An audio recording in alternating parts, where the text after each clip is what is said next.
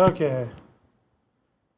All right. Well, I think I finally got all the kinks worked out of this recording system, and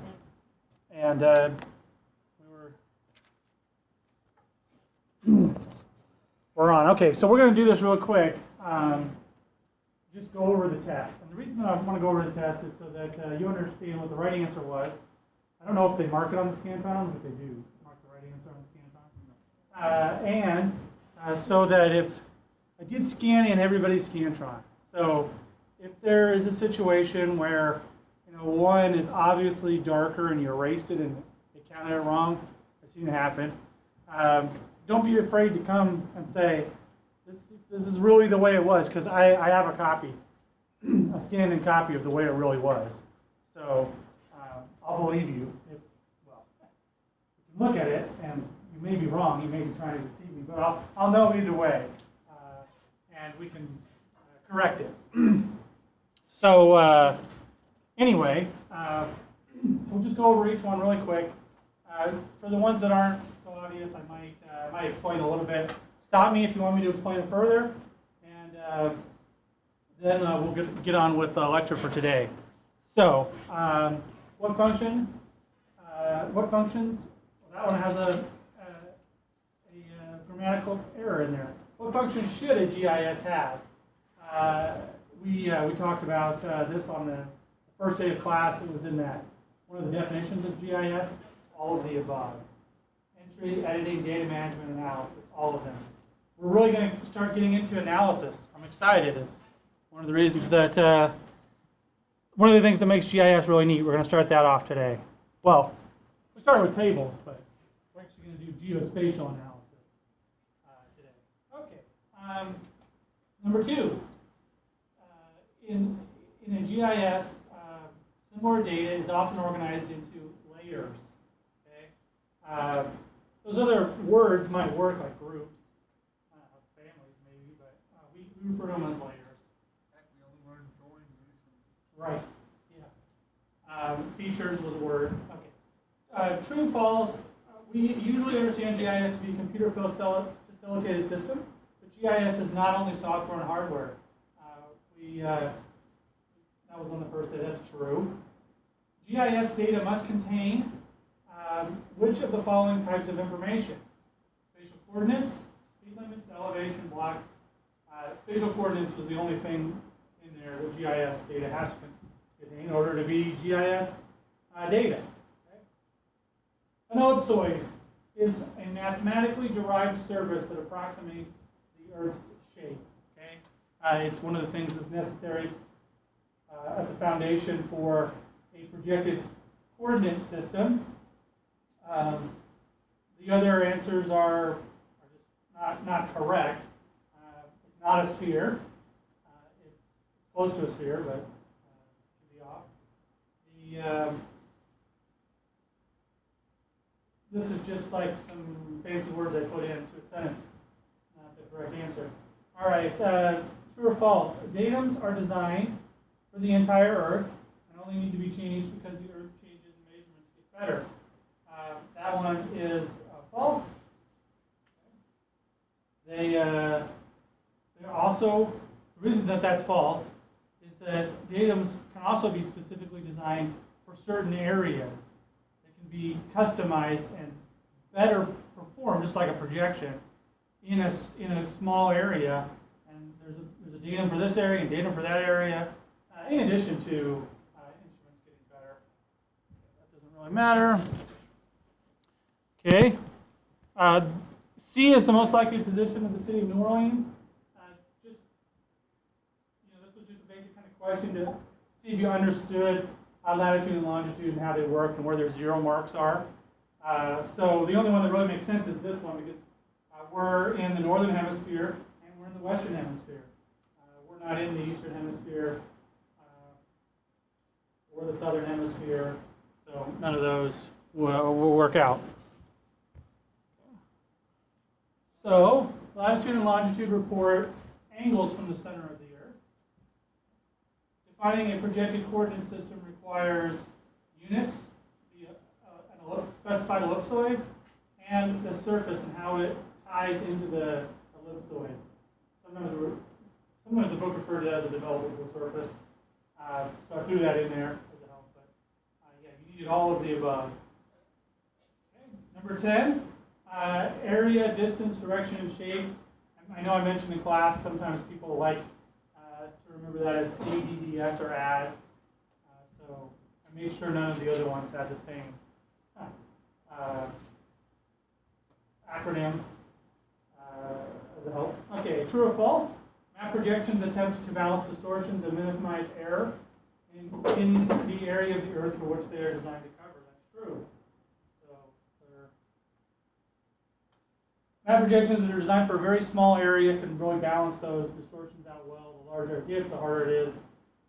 The larger area it covers, the harder it is to balance. So you have to do a trade-off. Okay, the distortions for an area. So this question was designed to test your ability to kind of understand how map projections, the error in map projections, and how it works. And so the distortion for an area, error in area measurement, would grade us for which of the following areas, if mapped using zone UTM zone 16. I was telling you that most of Mississippi lies in this zone. So UTM zones actually are oriented north-south. They sector the world into pieces. And so Illinois is kind of just due north of, not due north, but it's north of Mississippi. And it's not that far east or west. It sure trends up north.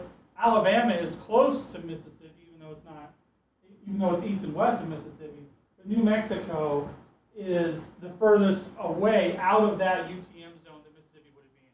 So it really doesn't matter that it was the UTM zone 16. What you needed to know is that we're talking about UTM zones. The same one Mississippi is in. Which one would have the greatest distortion? It's the one that's furthest away in the east or west direction, which is New Mexico. So that's why that was the correct answer. So if I wanted to map the entire state of Mississippi using the same map projection, choice would be best. The choice is Mississippi Transverse Mercator. That wasn't covered in the books, but it's something we talked about. Which data model is based on a regularly spaced set of values over the surface of the Earth that represent some value at those locations? So this was just a general test on data models. Raster is the correct answer there.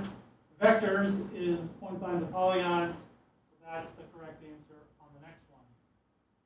Which of the following is file format for vector data? The shapefile is file format for vector data. The rest of these are all file formats that are valid for raster data, but not for vector data. Which data model is better suited to support topology? Topology, the definition of topology is relationships between features, geographic features. Are they next to each other? Are they close to each other? And in order to store that information, it's best represented vector data model. All right. GIS data typically includes at least two parts, which are the two parts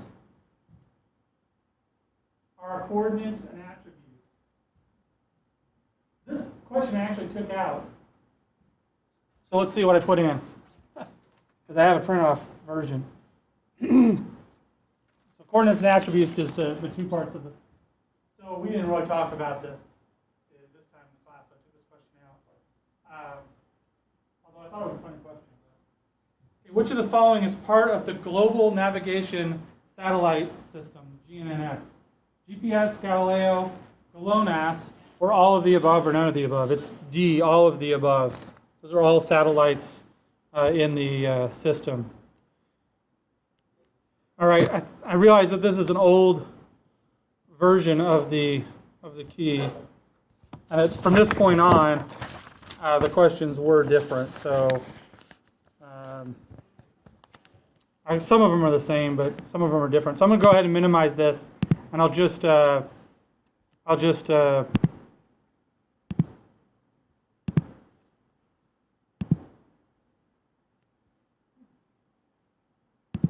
right. I'll just talk about it. So 20, the 20 was GIS data is often considered scaleless because it allows users to zoom in and display data of many different scales. The degree to which data is precise or accurate when displayed at various scales is called, the correct answer is D, grain size. I mentioned that I know the last time we talked about it was when we were talking about digital data. Was that lecture 6? Which of the following was not given as part of the complete map in the lectures? And that's 21. So 21 is a great line. Didn't talk about that.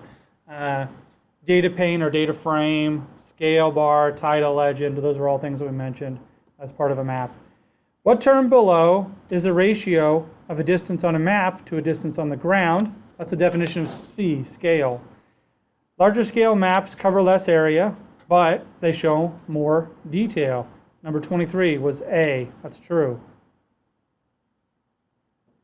Larger scale maps cover less area, but yeah, that's right.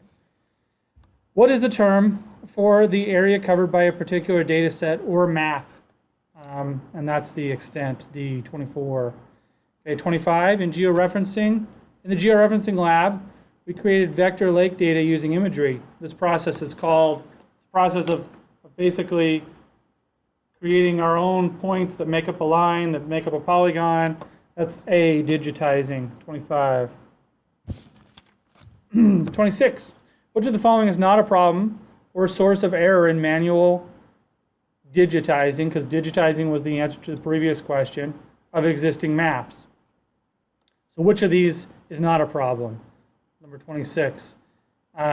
C, tracing the location of important coordinates. 26. C, yep. The GPS system has 3 segments, which are the control, user, and satellite. Yeah, C. I'm just making sure that the key is correct as I go along here. Which is the closest to the number of satellites in the GPS constellation? Which one of those is the closest? The answer is B, 30. Okay. 29. A GPS receiver needs to receive signals from at least how many satellites to report a 3D position? The answer there is 4. To report a 3D position, which is B. B is the correct answer. GPS reports a position based on the position of several satellites and the calculated distance range. That's A. So 30 is A.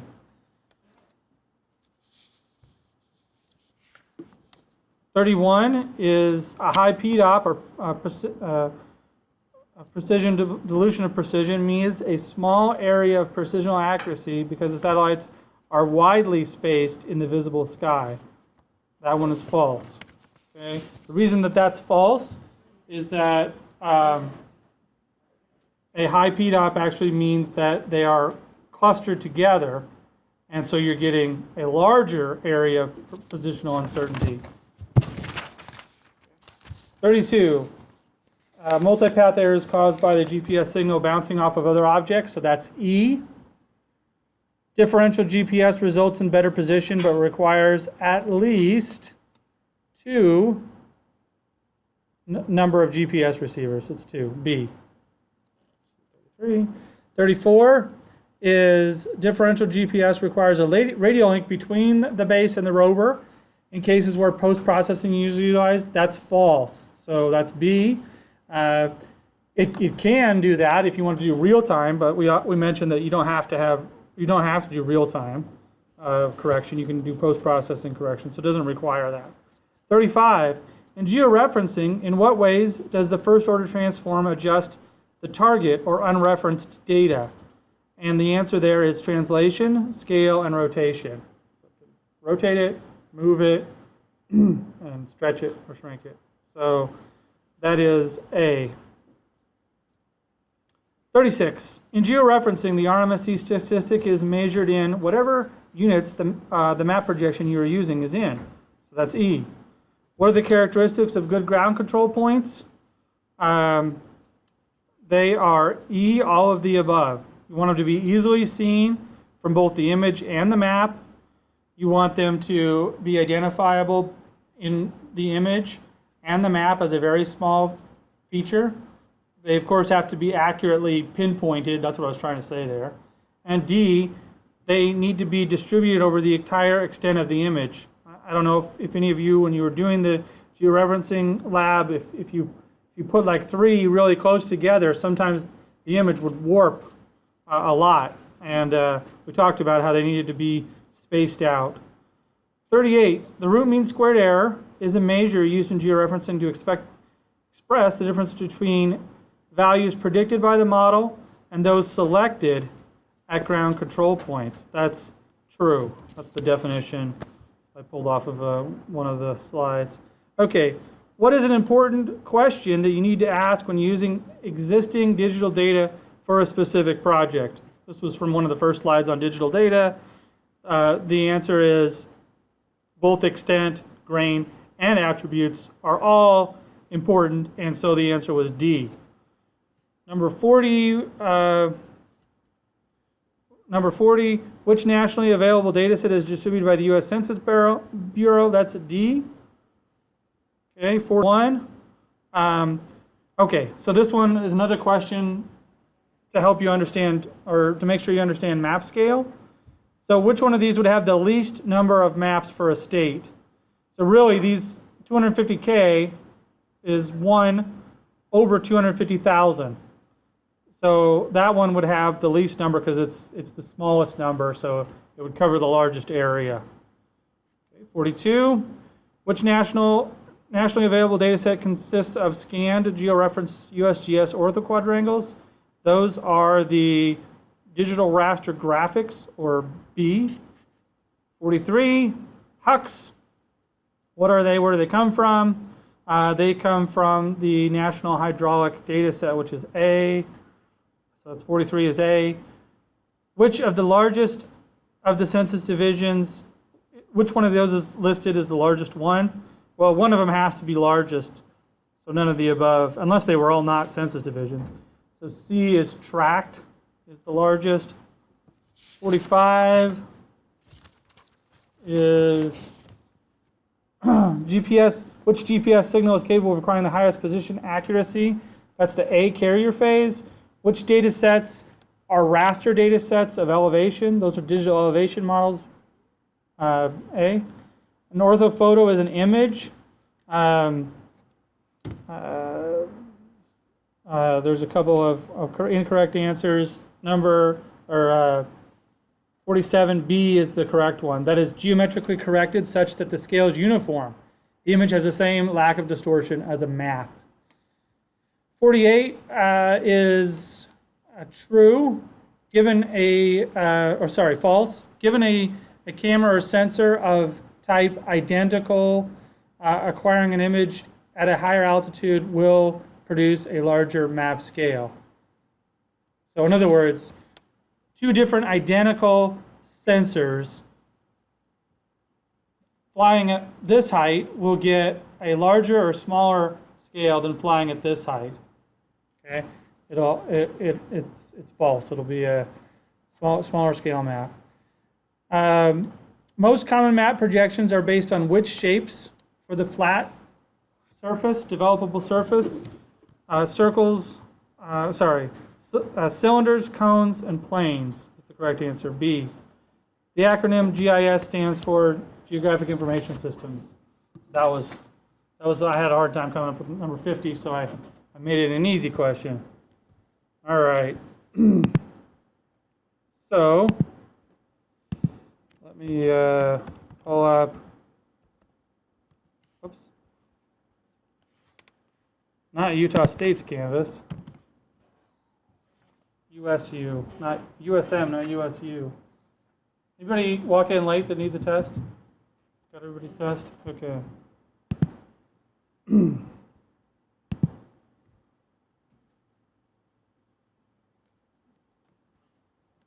So if you have any questions, if you think that the Scantron made an error, Scantron machine made an error, come talk to me. All All right, I've put the next 3 labs, but only the next 1 lecture. So I'll get those up there soon.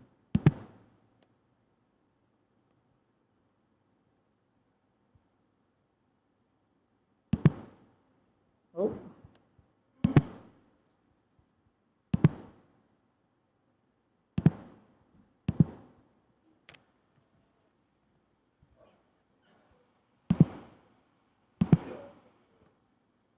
Sounds like Corey's there now. Hey, Dr. Graver. Hey. Hey, can you plug the camera around? Oh, sure. Yep, we're seeing all the students. Greg must have taught last. Okay. See if I can do that.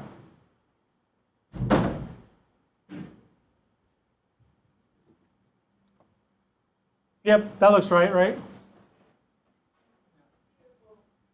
All right, so today we're going to start talking about doing spatial analysis. And as I said a few minutes ago, to me this is pretty exciting. This is what makes GIS unique. Last week we talked about table manipulation, which is kind of cool, but you don't need GIS to do table manipulation. There's other, in fact, a lot of what we talked about is something that might get covered in a, I don't know, maybe an IT, or not somebody that fixes computers, but an informatics class where they talk about how to manipulate information and data. So today we're going to talk about basic spatial analysis, and really one of the hard things about this is just presenting too much information. I mean, there's a lot of really cool analysis that we can do, a lot of really useful analysis that we can do with spatial analysis. There's a lot of really neat spatial analysis that can be done, but we can't cover it all. There's a couple more courses in GIS. But we're going to cover some of the basics, and they're really powerful. But first of all, we're going to start talking about how do we usually approach spatial analysis. And this involves systems and systems thinking. We need to think about the problems that we want to solve and break them down into little steps, because there's a lot of little steps that get done. So here's a definition of a system. Okay. So remember way back when we talked about GIS and how a few different definitions of a GIS. One of the definitions of a GIS said that it was a toolbox for doing spatial analysis. So today we're going to talk about some of those tools. Well, those tools, sometimes when I refer to them as elements or components, help us to explore relationships in a system. So it's going to, basically, we're going to talk about some of these tools. We're going to have spatial data that we've been creating and working with most of this course. That's going to form the beginnings of our processing. We need to process that spatial data and get outputs. So for example, we're going to talk about this later, but one of the basic spatial questions is, what's near something else? Okay, so what's near the roads? Well, one way to define near is to take the roads and find all the areas that are within X amount of units, like let's say 100 meters of a road. In order to do that, take the road, that's the input, the processing, the GIS finds all those areas that are within 100 meters of the road, and the output is a new, let's call it a shapefile, but a new layer that is a polygon layer that shows us all the areas that are within 100 meters of the road. And then we might do some further analysis, but at the end, we get an answer, and we may decide, oh, that's not quite right, go back to our inputs and create a new model of the system. Okay, so you know, I mean, you can do this, or you can not do this, or you can do this on the computer, but the computer itself, the GIS system, doesn't understand if we just ask it a question like the question I just said. Show me all the roads that are within 100 meters of, show me all the areas that are within 100 meters of a road. Or better yet, maybe a more complicated question, such as which tortoise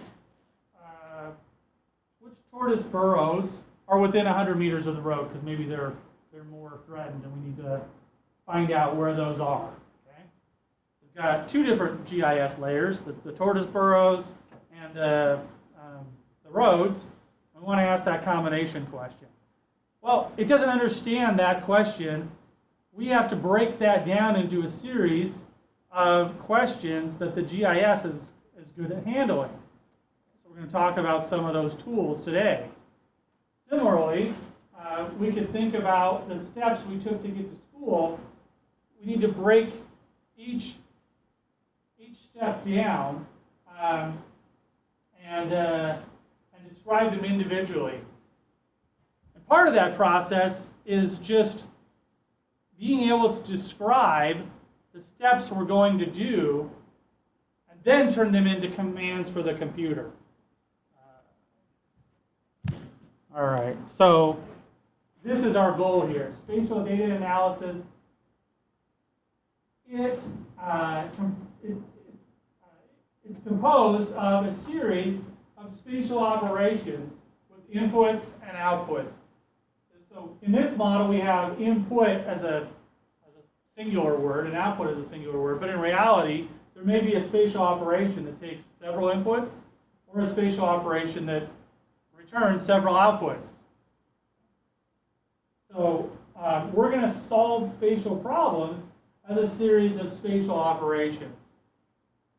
So that problem that I just talked about with the tortoises, the first one might be this spatial operation might take the roads and find all the areas that are within 100 meters of a road, and this spatial operation might then take those areas and somehow, we'll talk about the wording that we'll use in a second here, but it would find within those areas all of the tortoise nests. And then the result might be some sort of summary operation, and we have our final layer, our final output. So in each case, typically most GIS systems work this way, where we have an input layer, some sort of spatial operation, and a new output layer, so that the initial data doesn't get changed. We always have a new output layer. We can, like I said, have spatial operations that have a single layer and produce multiple functions from the same single layer. There are, like the example that I just gave of the tortoises and the areas. So if we had tortoises and areas, we might have a spatial function, or we do have a spatial function that can find all of the tortoise nests that are within the areas layer that we just created to have an output layer. Right. So sometimes we divide up the spatial operations into different categories. And one category is the scope of the input. This first one's called local, point to point. Okay? Really, local operations or point-to-point operations occur without considering any of the neighbors. They're just looking at all of the individual features. They're essentially not spatial. Okay? We've already done some of these type of operations. We have a population, and we convert population to population density. That's an example of a local operation. So neighborhood operations look at adjacent regions. Okay? we might have a class of operations where one of those operations finds all of the neighboring polygons. That might be useful for something that we're doing. Which of these polygons has the most neighbors? That's an example here on the United States. So both Idaho and Utah have 6 neighbors. Nevada has 5 neighbors. California only has 3 neighbors. Anybody know what state has the most neighbors? It's actually a tie, right? Colorado, no, it's not on this map.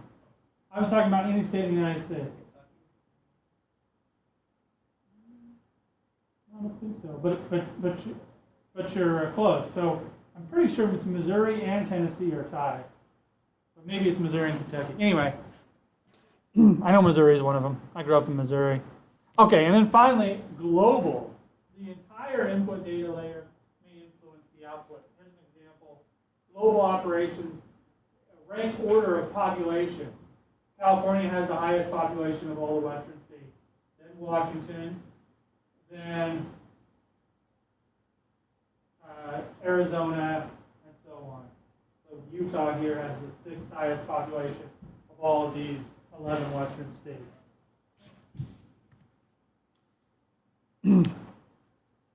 Okay, another way to categorize. This actually fits really well into the raster data model. These aren't examples of raster data. We'll talk about this a little more next week when we do raster data analysis. Another way to think about spatial analysis, or another way to classify spatial operations, are to think about them in these terms. Okay, we've got a number of important things that we can do with spatial data. And selection is one of them. We're going to go through each of these. We'll start off with selection here. So spatial selection, we've already done attribute selection, right? Last week and even in labs before that, where we said, okay, find all the wetlands that are this class.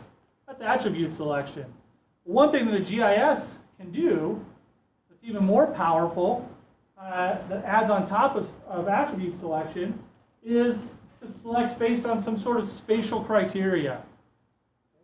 Adjacency is one form of spatial criteria. Adjacency is the property of being nearby something else. And so most GIS systems allow you to define how nearby something is for it to be adjacent.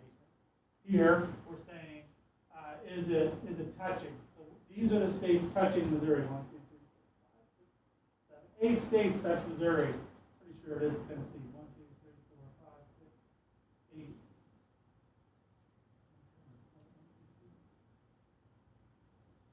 10 states touch Tennessee. Anyway, so Tennessee there Missouri there touches these 7 other states. So that's adjacency. Connectivity, that's a direct connection. Sometimes when we're dealing with lines, well, actually when we're dealing with polygons too, they can connect in one point, or they can connect like here, all 4 of these states only touch at one point, or they can connect along a line. Containment, that's a good example of the question I asked before. Okay, which turtle nesting sites are within the larger area that's 100 meters from the road? That's an example of a containment selection. And then finally, arrangement would be how things are aligned with one another. Here's an example of containment. Which states contain a branch of the Mississippi River? That's lots of the states. All right. So we can actually mix. We talked last week about how we make spatial selections using SQL. We have the ability in most GIS packages to mix both spatial and non-spatial queries together. So here's Arkansas, states entirely north of Arkansas. Here's states larger than 8,400 square meters.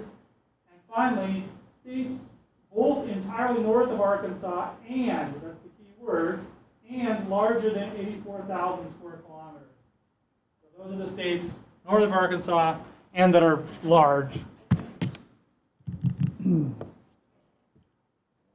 I said before, adjacency can be determined by sharing a border or by sharing a single point or node. Most GIS packages allow you to switch up that definition. Reclassification. Now, you've already started doing a little bit of this in the lab. Okay? Reclassification are spatial operations that take data and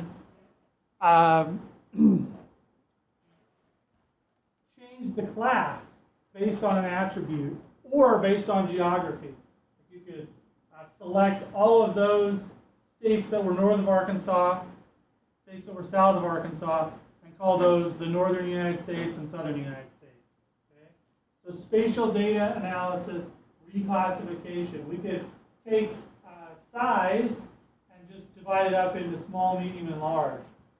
This is an example of parcels reclassified by size. So if we had a source layer, we have a classification table, there's a tool in ArcGIS called Reclass by Table. So what you do is you have all the old values and you have all the new values, and it replaces anything with an A with a 1 in your output, or B with a 1. So those just became the same class. Now what if you wanted to ask the question, what's the area of that's now ones? Because the area that's ones is all of these A's and B's. Well, we could find the individual areas of each of these and add them all up. Or we could do what we call dissolve. We'll talk about dissolve here in a second. Dissolve actually removes the boundaries between areas that are that have the same value. Areas that have the same value. There are some so this is almost like an arbitrary method of classification. Sometimes that's unnecessary. We've decided that A and B are very similar and we want to group them together. We've made a decision. Sometimes we want to do classification based on non-arbitrary values. We'll talk about this a little bit more in the cartography class. But we might decide that we want to display this data on an equal interval. In other words, these are the low values, these are the medium values, and these are the high values, and they're exactly a certain distance away from each other, equal intervals.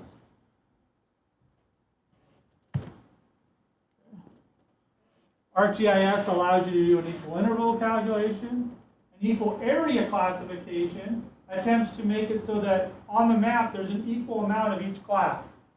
So in ArcGIS you can go in and specify, I want to do a reclassification, I want there to be 5 classes, or in this case 3 classes, and I want there to be an equal amount of each class on the screen. So this is called an equal area classification. An equal amount of all of the values on the screen. Natural break classification says, okay, computer, find the areas where there's already a low point in between classes and create a break there. Kind of like just chopping it up. The areas would be natural breaks classification. Right, dissolving is a function. Primary purpose is to combine like features. So this is an operation, like we talked about before. It takes the original data, it does something to the data, and then the result is a new data layer. And in that new data layer, the boundaries between adjacent polygons that have identical values will be dissolved. Okay? So here's an example of before dissolved, but after you do a reclassification. It looks like this. We've got our high, medium, and low values. We do a dissolve. All the white area is one single polygon. All of the gray area is another polygon, and the black area is another polygon. Now, after having said that, there are two options that most GIS systems, including ArcGIS, will allow you to do. You can select on multi-part features, which will make only the contiguous polygons a single polygon. So in other words, with the black polygons here, if you said multi-part polygons are okay, it would make all of the black polygons one polygon with multiple parts. If you uncheck multi-part polygons, it would say, okay, this is one polygon, that's two, that's three. It would make a bunch of individual polygons. Sometimes they're different, they're needed for different applications.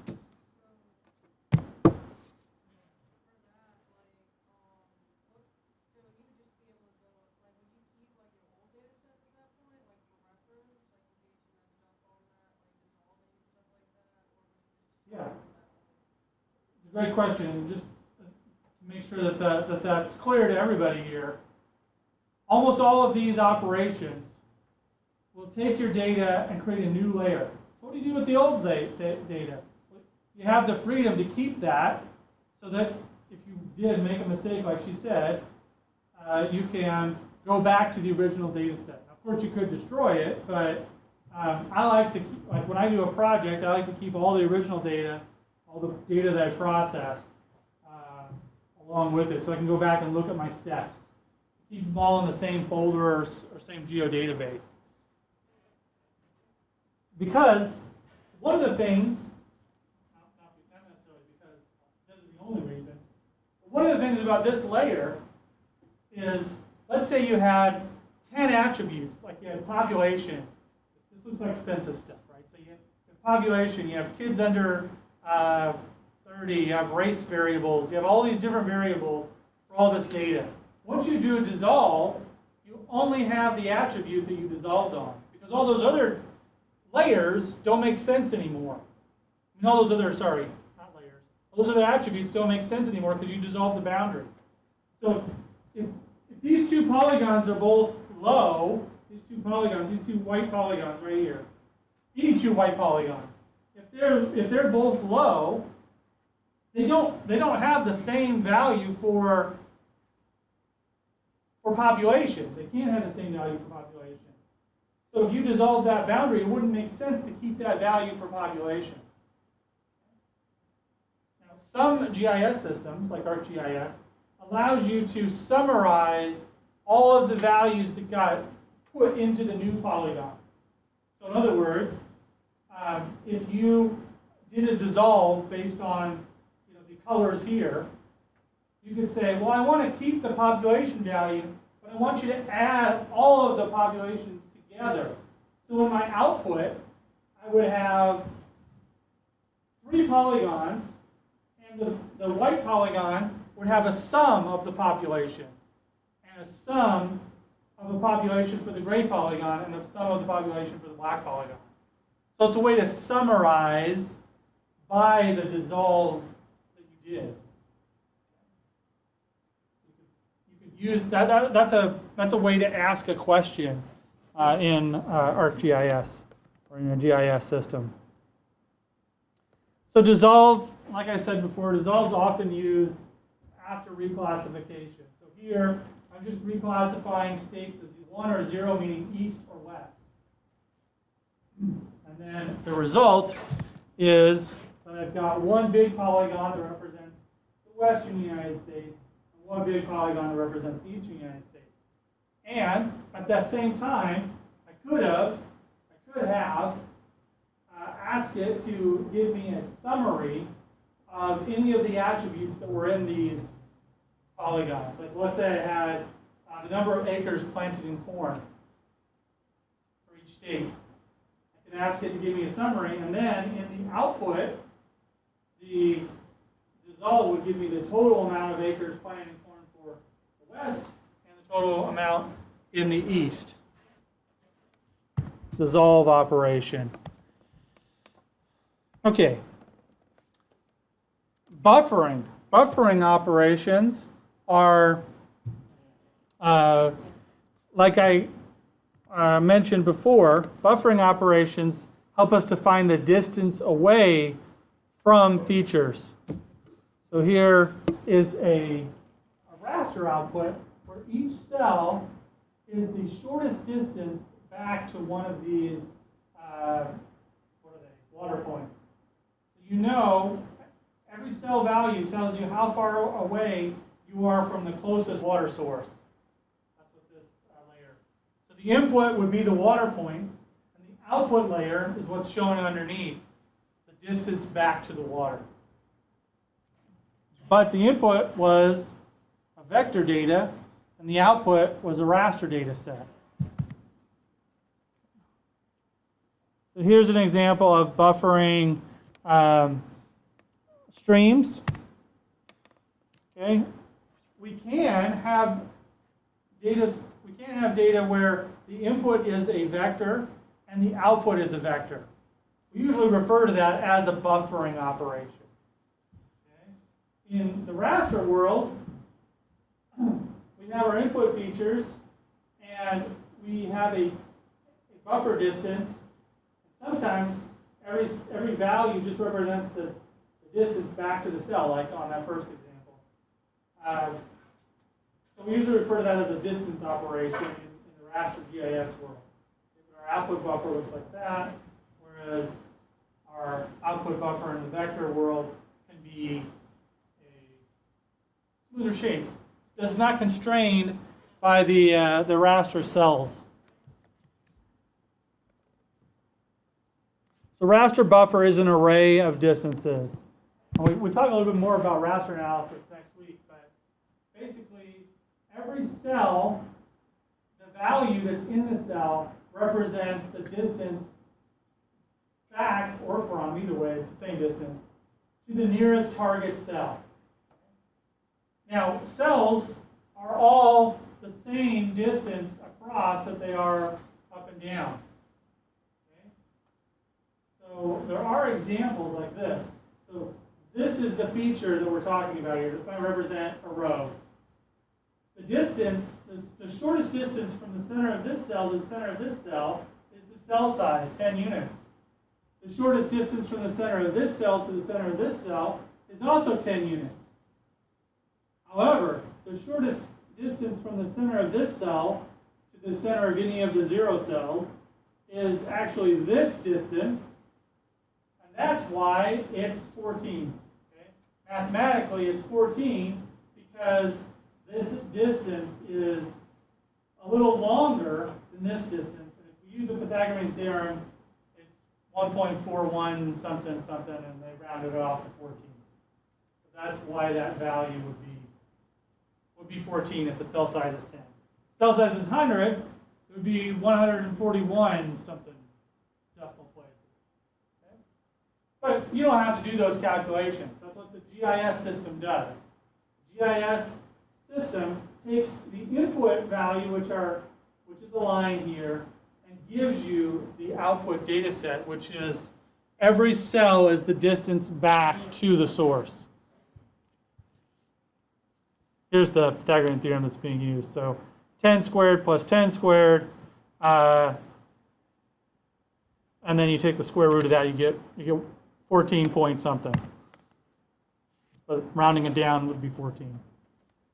All right, buffers always produce polygons. We do a vector buffer. So when we have points, we get polygons. When we have lines, we get polygons. When we have polygons, we get polygons. So it's always one way to phrase it is the area that's within X distance of the feature. And that's always the case. So your input source features, if they're points, you buffer those points, you find the area that's within X distance of those points. You buffer lines, you find the area within X distance of the lines. You buffer the polygons, it's the area within X distance of the polygons.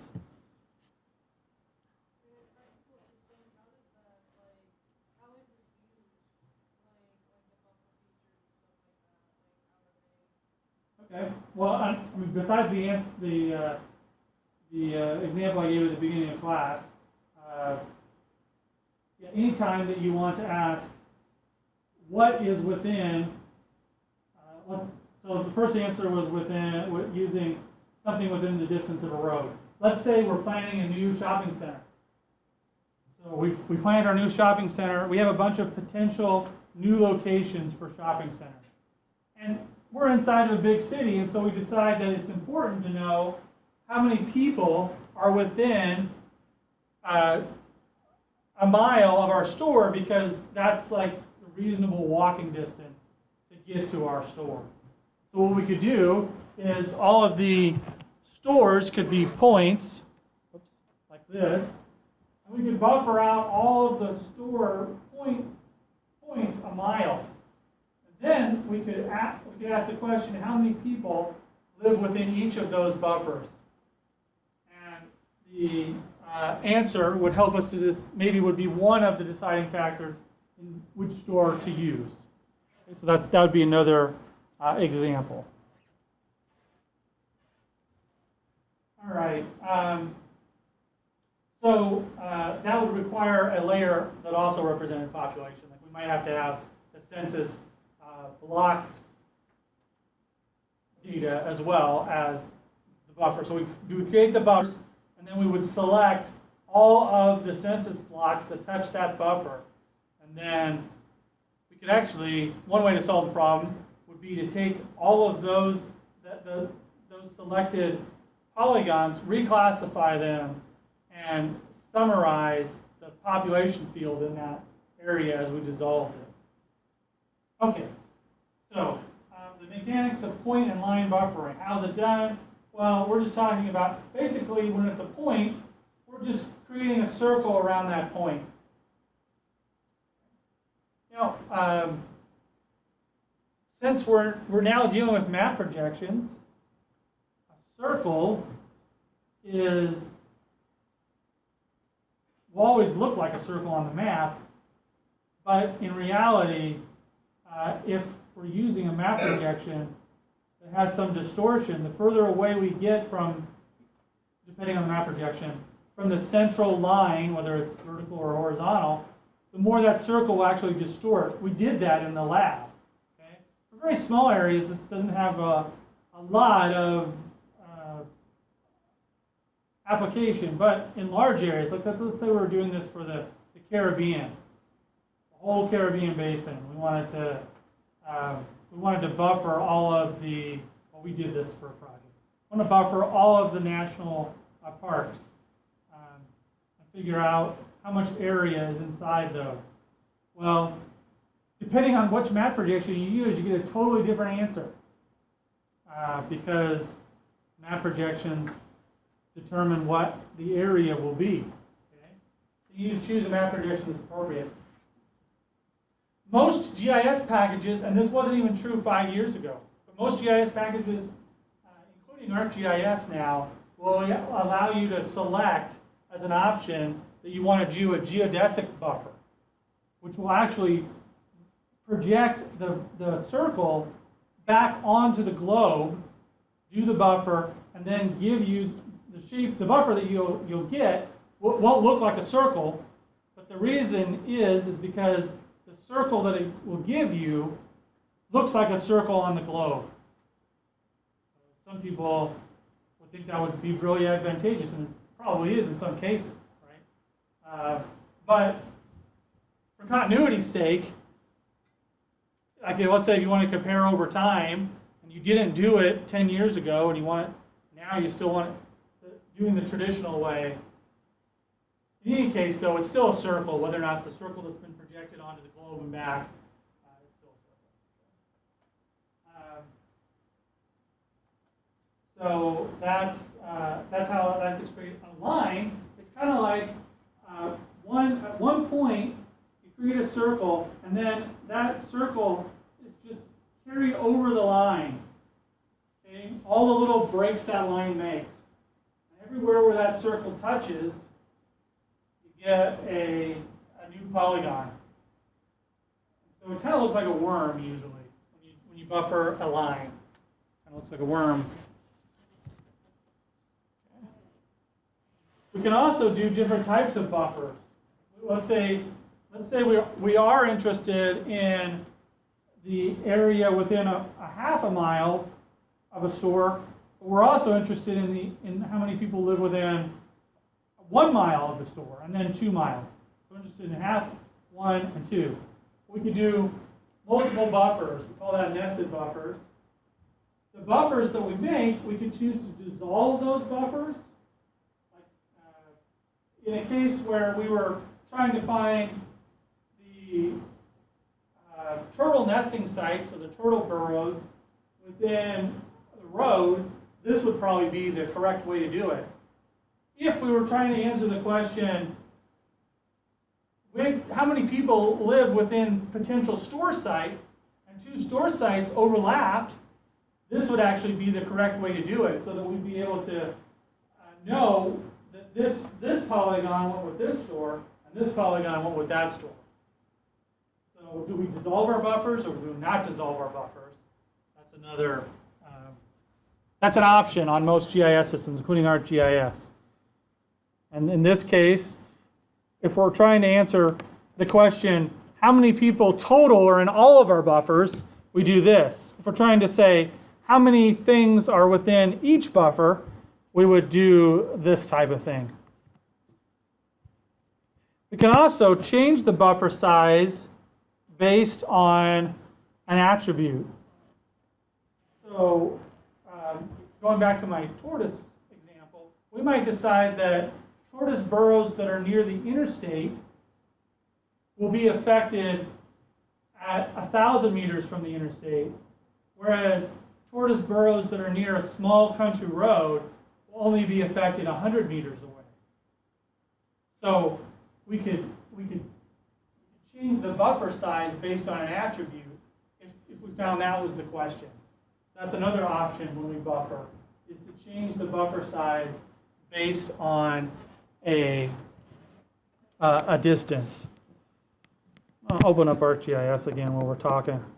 Some of these we could go over. When we do buffer, sometimes you'll see things like this. There'll be enclosed areas that are totally within a buffer after the buffer is made, even if these features don't touch. Okay, that's outside the buffer, that's inside the buffer.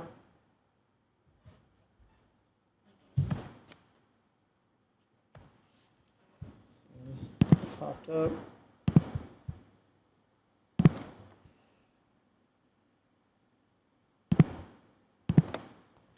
All right, this isn't any data that you have, okay? But these are some points. All these tools here are under analysis that we're talking about today. Proximity is where lots of the buffers are. So we can buffer. And we have the ability to choose the input features, which will be the points in this case. And here's some of the options that I talked about while I was doing the lecture part. Here I can specify that I want to use a particular linear unit. And the units in this data set aren't known, so I have to just specify a number. The units are in meters. I know that because my data. So if I put 1,000, or let's just put 100. If I put 100 here, it's going to create a buffer of 100 meters around that unit, those points. I could optionally choose a field. If I chose a field, it's going to choose one of these other fields. For example, here's the amount of, these were soil samples. So here's the amount of lead in parts per million. It's going to buffer these points by the amount of lead in parts per million. All right. So here is that option right there. I can choose planar or I can choose geodesic. I won't be able to choose geodesic because I haven't told the data set what units the data is in and what projection it's in, so it won't be able to do that conversion to the globe. But if you did have your data in projection, you could choose geodesic here. It might let me choose it, but it shouldn't. Let's see if it gives me a little error. I'm curious. No, it doesn't. I can't choose geodesic though. It would fail when it actually tried to run. Okay. All right, here's the dissolve type that we talked about before. I want to dissolve all of the buffers. In other words, any overlap I'm going to dissolve. Or I could choose no dissolve. In other words, the buffers, if they overlap, they'll overlap. I can dissolve all of them, none of them, or I could actually choose, okay, well, if two of them overlap and they have the same value for any of these other attributes, then dissolve the buffers.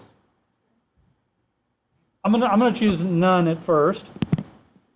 Okay, and then I'm going to hit OK. I don't even know what this is going to do, but it's going to run, and it's buffering all of those points. The problem is that I don't know what the lead values are. Oh, okay, cool. I didn't know if it would produce really big circles or not, but you can see that what it's done is it's created a buffer, and the buffer is the buffer distance is the amount of lead. So bigger circles represent more lead, smaller circles represent less lead. So this one has more lead than that one. Here we could see that if we do I, then we'll get a value of 55, or sorry, yeah. Lead parts per million, no, it's 37. All right, I'm going to do one more, geoprocessing results. And this time I'm going to choose to dissolve everything instead of none. And we'll look at the difference. So now this is going to run. And look at that. There's no lines that separate the values. And if we look at the difference in the output tables, so how many rows is this one going to have? The one that we just ran with no lines, how many rows in the attribute table do you think it's going to have? Just a single output, just a single row, because they're all been dissolved to a single one. And you probably thought that, and it's an okay thing to think, probably thought that these polygons, because they don't touch, wouldn't be there. Well, there is a way to do that, but I didn't select it. Geoprocessing. It might not be, yeah, it's not, what you'd have to do to get what you were talking about is, so here, oh, I'm going to go back to this one. Dissolve type none. I would have to run dissolve type none like that. So now I'm going back to my original one. This one will have exactly the same amount of points that are, the amount of buffers will be the same as the amount of points. So it's 98. Now if I wanted to get a data set like you were picturing, I would have to then do a dissolve as a second step.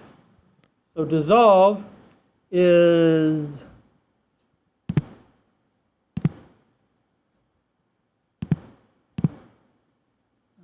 data management tools, I think.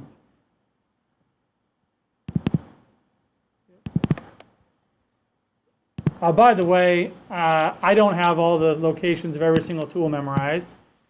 I do have some. I do remember some. But the best way to find them is to actually go to the search toolbar, and if you remember the name of it, you can just type in dissolve here. My screen doesn't show up really well once it's plugged in, but you could choose that and it'll appear in there.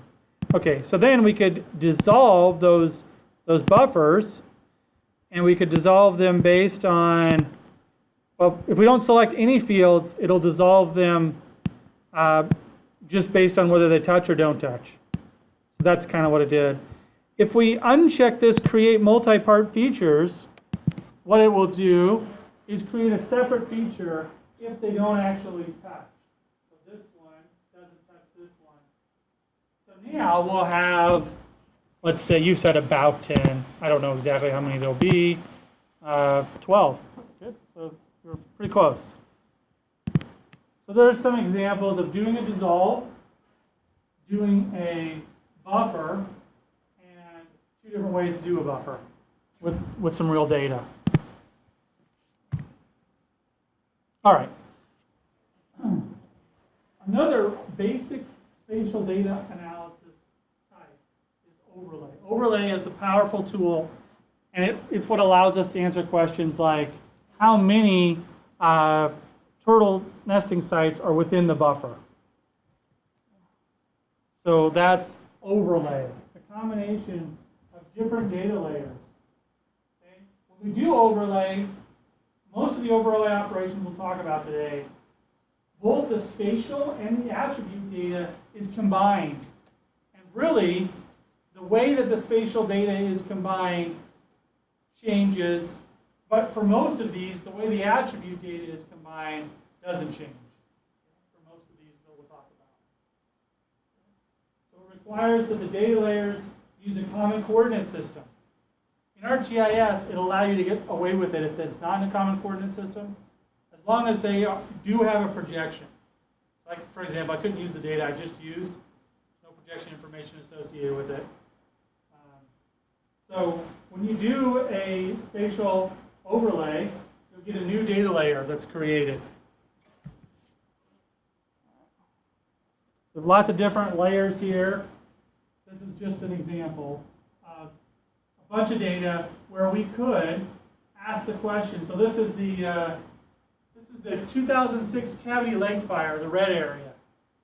We could say overlay the 2006 Cavity Lake Fire with the current land cover data that's represented by this other data set. So you find out how much water, how much different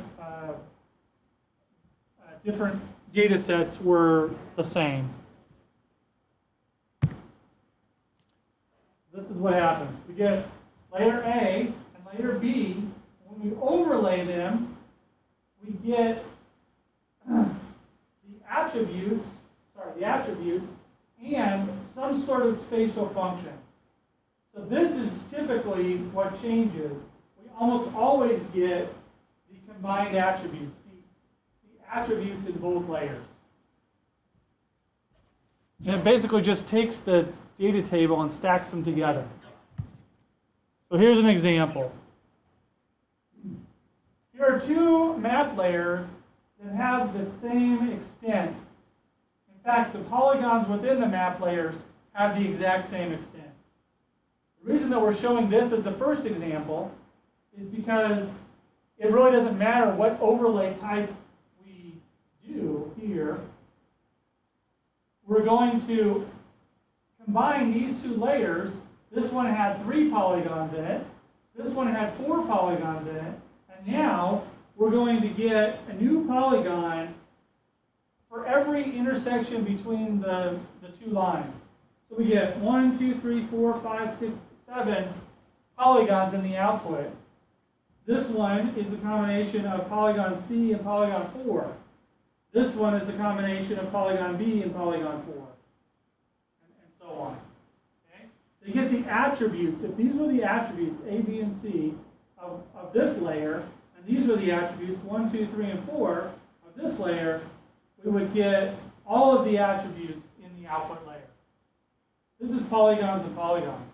We can do overlay with, here we have points and polygons. So if we wanted to answer the question, let's say we wanted to give the county attributes to the wells. For some reason, we wanted to be able to summarize wells by counties. These might be the turtle nesting sites, and these could be the roads. The cool thing about these tools is there's so many applications for them. Okay?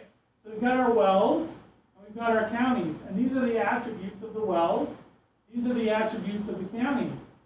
When we do an overlay operation, we wind up with all of the wells. Talk about why in a second. Wind up with all of the wells, and the wells will still have an owner attribute, but they'll also have the county attribute. So we could say, okay, well, these two wells are in Polk County, these two wells are in Fall County, but that well is in Black County. So now we have the counties associated with the wells. Point and polygon. I have a slide on this, but when you do spatial overlay, the result is always the lowest dimension thing, the lowest dimension layer. So if it's points and polygons, the result is points. If it's points and lines, the result is points. If it's lines and polygons, the result is lines. The lower dimension data set.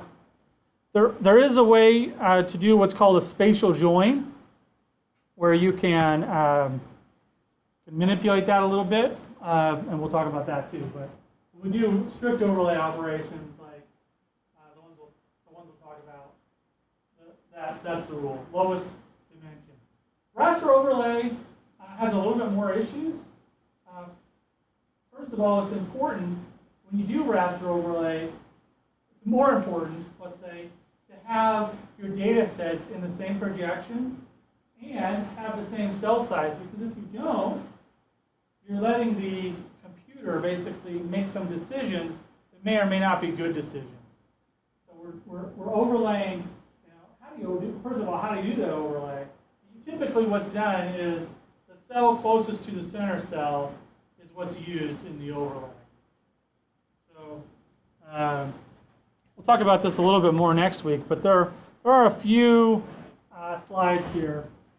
The raster overlay, typically we're talking about overlay with nominal or ordinal data. In other words, land cover data or states, like states in raster, something like that. The cell-by-cell process results in the combination of two inputs. So there may be lots of different combinations.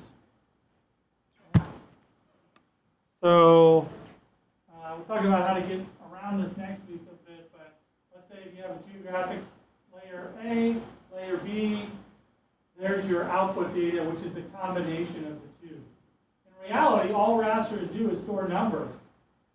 So these are represented as letters, and these are represented as numbers, so it works out in theory, but in practice, we're going to combine two sets of numbers together. So we need to make sure that when we do that combination, they're all unique values in the output.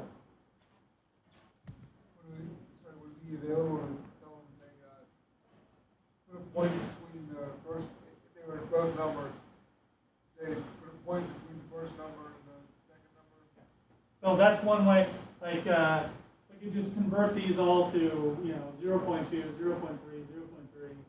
and these could be 1, 2, 3, and we combine them. Yeah. So that's one way. Other ways, you can multiply these by 10, things like that, which is really the same if you think about it. But we do specifically cover that next week. But if we have, if we do overlay, when we do overlay, the number of features will increase. As long as there are overlapping features, the number of features will increase. So if we start out with 2 features in each layer, and they all touch each other, then our output layer will have 4 layers. We'll have 4 features in it. Feature 1, feature 2, feature 1, feature 2. We'll get 4 features in the output, and the attribute data will be a combination of those 4 features. So anywhere where feature 1 from this one and feature 2 from this one, touch, is what makes feature 3 over here. So it finds how to take this boundary and put it into here, and it creates a new feature here. And that feature number 3 has the attributes from 1 and 2. So here's the attribute from 1, class 0. Here's the attribute from 2, at cost 10. So the attribute for 3 has the 0 and the 10. 0, or sorry, no, so I was 2. So the 0 and the 5. 0, 5 in the output. So now we know that polygon 3 it's in class 0, but the cost of that polygon is 5, whatever those values represent. Okay, they might represent different categories of things. They could represent different land cover types or different distances from roads or whatever. A few more slides. Blob 1 and blob 2, blob 3. Before we combine them, they look like that. After we combine them, we have a bunch of different polygons. Anywhere where there's a unique combination of those 3 polygons, of any pair of those 3 polygons, there is a new polygon created. So in this polygon is a combination of these 2 polygons. This polygon here is the combination of all 3 of those initial blobs. So it has the attribute of all 3 of the blobs. This one has the attributes of just these 2 blobs. This new polygon here has the attribute of just this blob. Now, an attribute table always has the same number of attributes. So in practice, what happens is that the attributes that were in these 2 polygons for this polygon, they're just empty. They don't contain anything. They're empty data.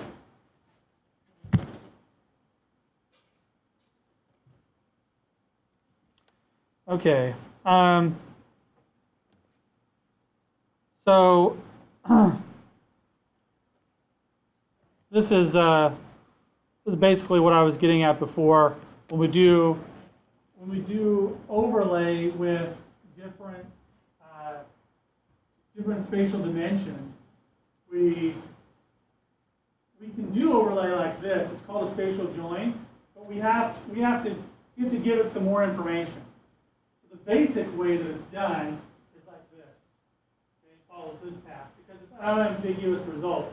We overlay these 2, and we get points because the points are all inside of one and only one polygon. So they have all the attributes from those polygons. Going this way, our result would be a polygon. If our result was a polygon, we would have to tell it how to combine this data. So this does exist. It's called a spatial join. We could say, we want the summary, like let's say each of these points represents a person. We want the summary to count of the number of points. But we have to give it an additional set of information. So typically, this is the standard operation, standard overlay operation. Points and lines result in points. Points and polygons result in points. Lines and lines result in lines. Lines and polygons result in lines. Always the lowest dimension. Polygons and polygons results in polygons. There are 2 basic vector overlay operations, intersect and union. I mentioned before that the main difference between these overlay types was not how the attributes are combined, but how the spatial data is combined. And these are the 2 basic ways. There's actually more, but they're really combinations of these 2. So intersect and union are the 2 basic ways that they're combined. Clip is a special case where the attributes actually aren't combined. We'll talk about that in a second. So with clip is basically just a cookie cutter. The attributes aren't combined at all. You just use one layer as a cookie cutter for another layer. So you have a polygon layer that's your cookie cutter, and you have another layer that you want to cut out. So let's say your polygon layer, your cookie cutter layer is Lamar County or Forest County or Hancock, Harrison, or Jackson County. You use that layer as your cookie cutter layer, and then your other layer might represent roads or streams or polygons. So it's basically like a housekeeping operation. You're saying, this data set's just too big, and I don't want to see the things beyond this other layer. So cut them out. That's what clip is used for. It's technically not really doing any overlay except for cutting out extra data that you don't need.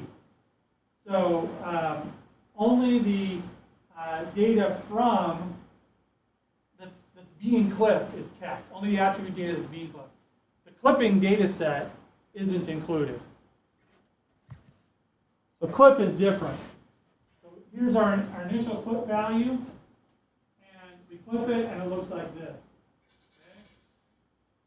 This is from your book. I actually think this is a little bit confusing because really, clip and intersect produce the exact same result.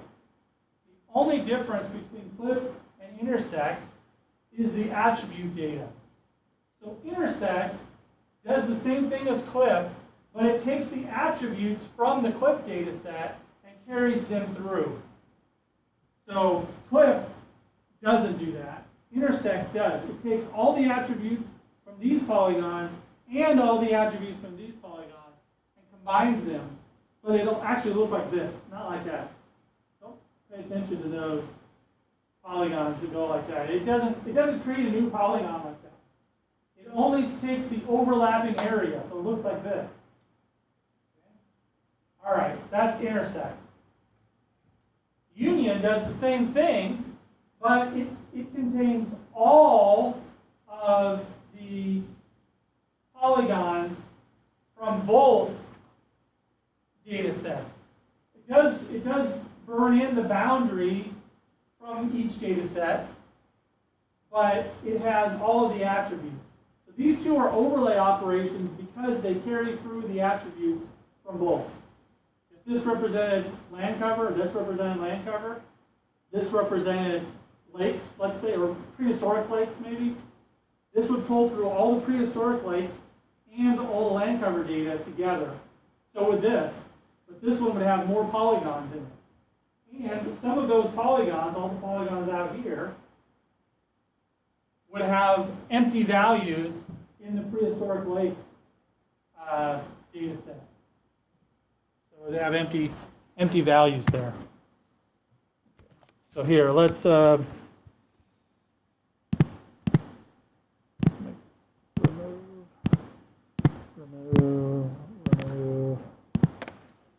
Let's add some data.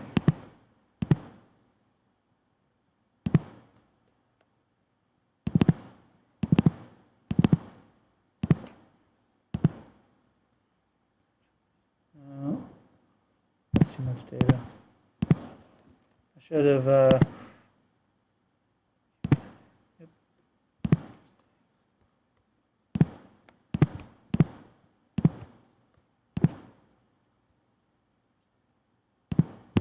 That doesn't overlay.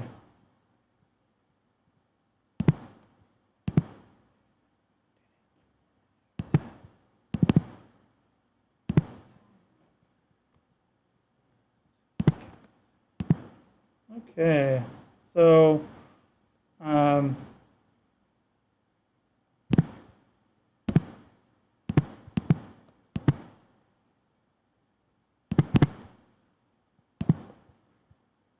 right. So I've got a bunch of cities in the United States and a bunch of counties. And what I'm going to do is open the attribute table here, and I'm going to do first thing I'm going to do is buffer all of the cities, and I'm not going to dissolve anything, and I'm going to buffer them by, it's in decimal degrees. I'm going to change it to miles and do 40 miles. And I'm going to change this to geodesic since I can because it is projected data. I'll say okay. So I'm buffering all the cities. Did I buffer? Hopefully I did buffer the cities and not the. I got way too much data here. Oh, it did run. Okay. So if you'll notice, look at the circles. They don't look like regular circles. That's because I chose that geodesic data. I mean that geodesic buffer. So it turned them into circles on the globe, and then turned them back out. I'm going to change this back to 5 miles. 5 miles. And change this to 5 miles, not back to.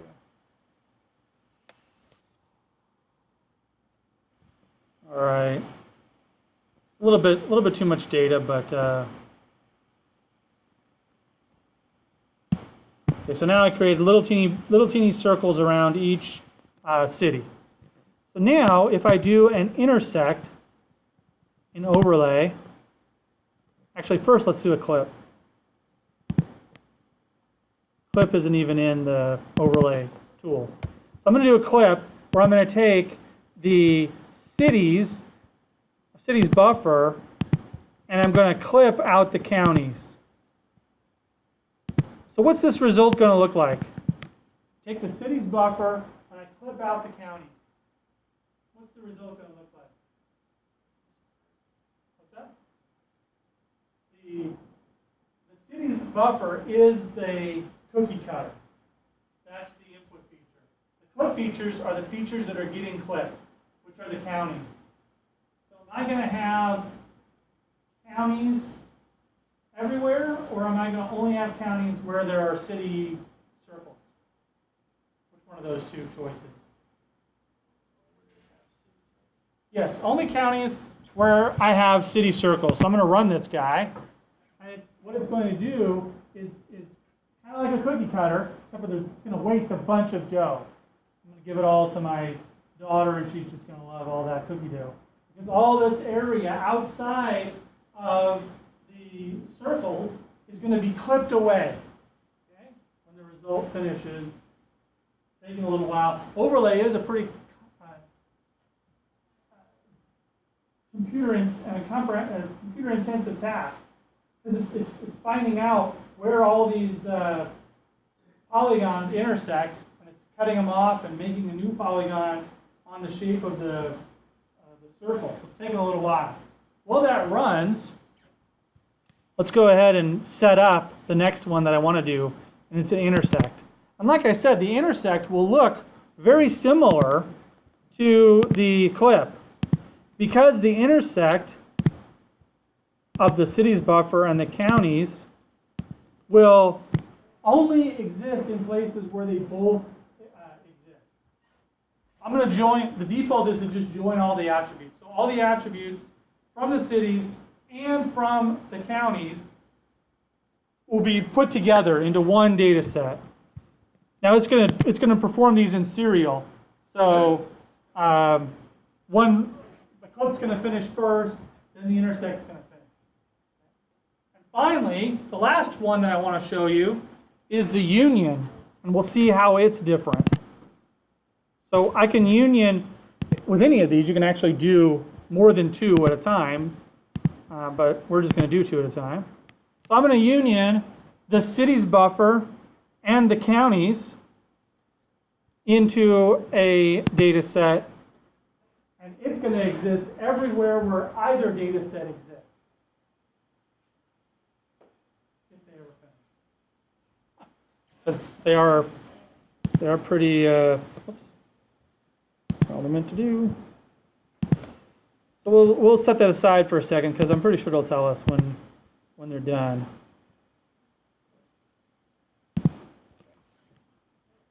So these slides talk about how the geometry is different. Like I said, the attributes aren't much different. It's just you're going to get less rows in the table. So for an intersection, it combines data from both layers, but only for the bounding area. Only for the areas that are in common, that are together. Okay? The order of intersection is actually important. If you intersect multiple layers, then it'll matter which order they're in. Okay? A to B or B to A. That's intersect. Union includes all the data from both the bounding and the data layers. So new polygons are formed by the combination of coordinate data for each layer. That's true for each one. That's a union. Okay? Why do buffering and vector overlay often take so long? It's lots of, if you think about it, there's lots of data. And there's lots of calculations going on. These next few slides talk about that. You don't actually have to do any of the calculations by hand, but this is what it's doing. We've got polygon A and polygon B, and it's basically, it has to, anytime where there are two lines from different layers that are touching each other, it has to come up with, it has to use the formula for a line to find out what the point of intersection is. When it figures out that point of intersection, using basically two lines, it finds the point of intersection, and then it has to rebuild all those polygons around those intersection points. And even if we can see that two lines don't intersect, the computer doesn't know that, so it actually calculates the combination for all those points and figures out if they intersect first, and then figures out where they do intersect. So there's a lot of math going on in order to do that. In fact, another major problem is that you actually will get a if you have two different data sets from two different sources, like let's say you try to intersect the counties of Mississippi with the actual state of Mississippi. Well, if they came from two different sources and that line is partially off, kind of get an amplification of how long it'll take, because those lines create a bunch of little slivers that it's trying to create all of the different intersection points, because it's going back and forth over those little slivers. Like let's say this represented a boundary between Mississippi and Louisiana, and then these were the two counties from different data sources. Like this was a parish in Louisiana, and this was Mississippi's data source. And the line is almost the same, but not quite the same. Well, doing an intersection just takes a ton of extra time. And none of these finished yet, but you can, that's where you can specify the XY tolerance. What that does is it basically says, if you're creating any of these really small slivers that are smaller than, you can change the units there, they're smaller than like 100 meters or 200 meters or 300 meters, just get rid of them. Just kind of split the difference. That's what this XY tolerance does. That's why it's there. So that you can get rid of these, close that, you can get rid of these slivers when you do overlay that result oftentimes from two different data sets that came from two different data sources that are supposed to represent the same thing, but they're slightly off by a few meters because of the way they were calculated. So this is use snap distance during overlay. It's called, in ArcGIS, it's called XY tolerance. Okay? You could manually identify them and remove them. That takes a long time, but you could do it. Redefine the common boundaries with the highest coordinate accuracy. So one thing that you could do is figure out which of the two conflicting data sets you trusted more, and then redefine the boundary as that one. So you could go ahead and do the overlay, and anything that had the attributes of column A, you would rejoin into A. Because you say, okay, that's the higher accuracy data set. If A was the higher accuracy data set.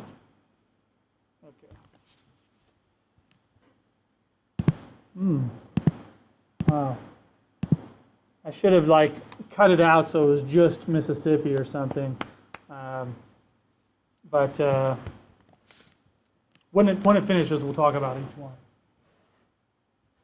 Okay, so we talked about a bunch of tools, and I've had a few questions even today about what good are they? And I've tried to give a few examples as we've gone through, but this is very similar to the slide we showed at the beginning.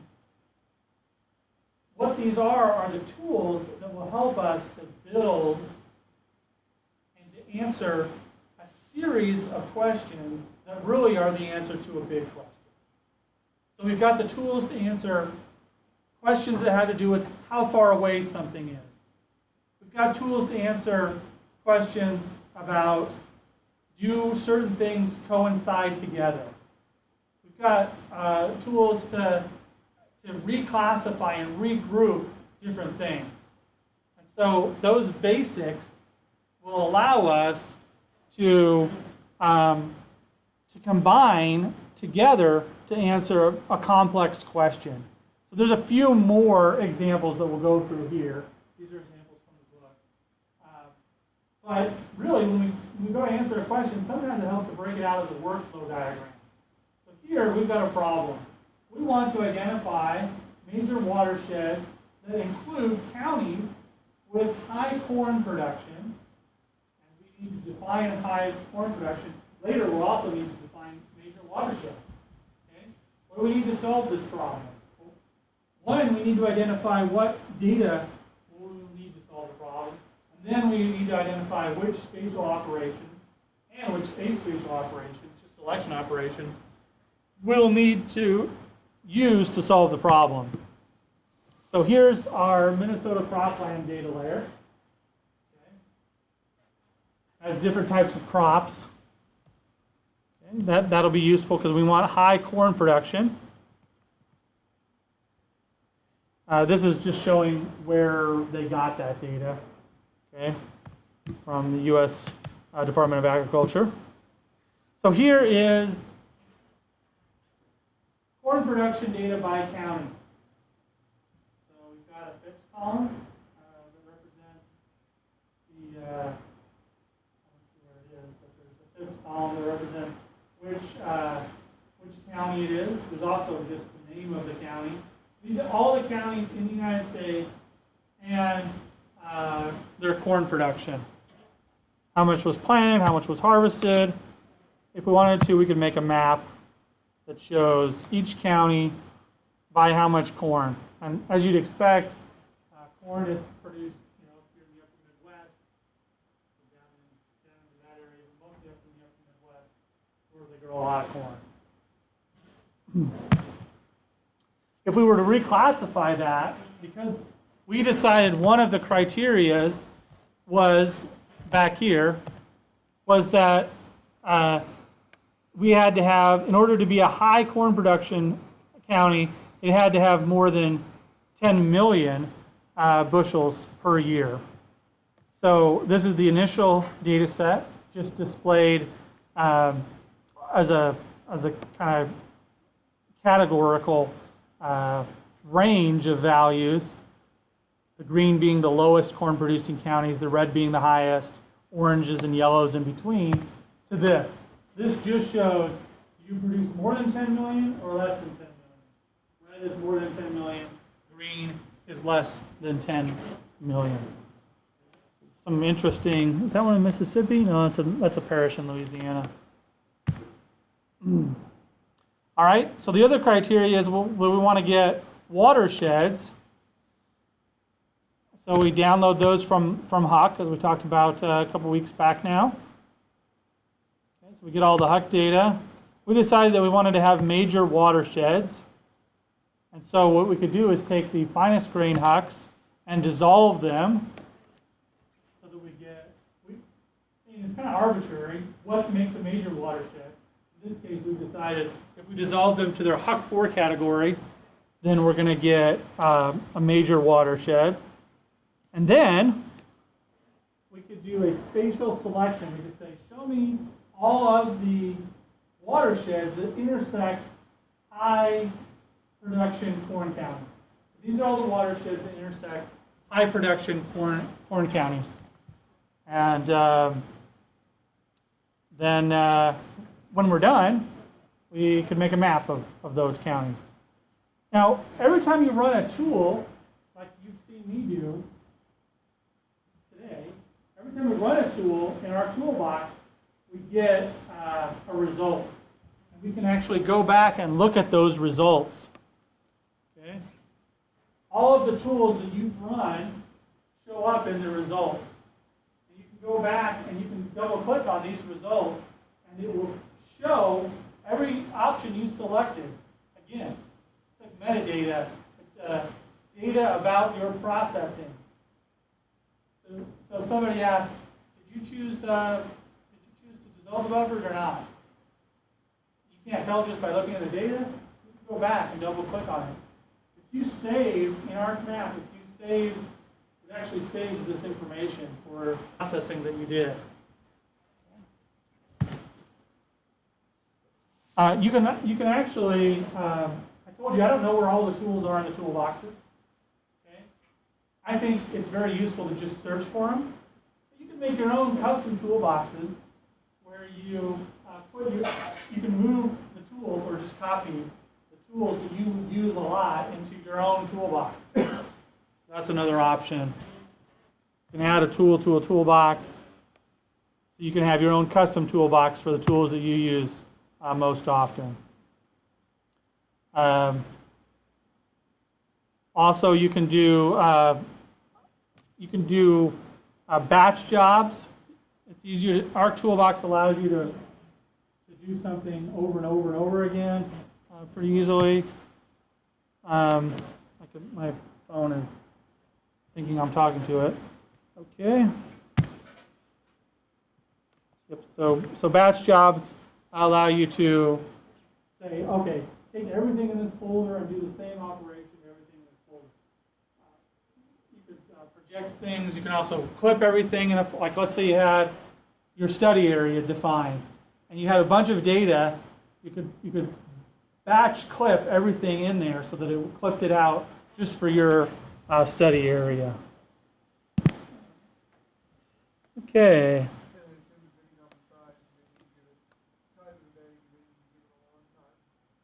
Yeah, like for example, this is still running.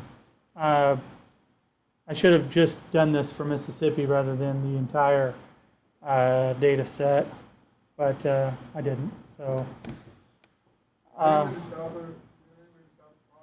yeah, you can, but I want to see the results. So, oh, one of them finished, right? The clip just finished, but there's a warning. Too bad it's hard to see.